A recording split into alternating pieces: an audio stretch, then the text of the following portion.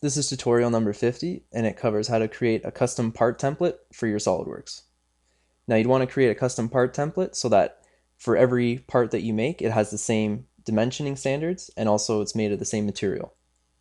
Now to start off, let's click Tools, click Options, click File Location, and you're going to again have to choose where you're going to be saving your template to. I have this file as where I'm saving mine to, and I've already added it. And once you've done that, click OK. And let's click File, click New, and open up a brand new part. Click OK. Now, within this part, this is an old template that I've already made before, and it already has the alloy that I've chosen. For this, let's change the material. Let's right-click on it, click Edit Material, and let's make it 2014 alloy. Click OK.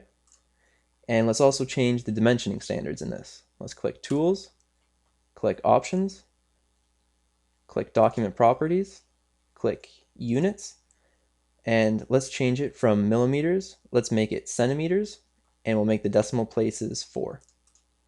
Click OK. And now let's save it as a template. So let's click File, click Save As, click Part Template, and let's save it as JP1. Click Save, and now let's see if it worked. Let's close this window, click File, click New, click on the Templates tab, click JP1, click OK, and now we have the 2014 alloy as our material. And if we look in Tools, Options,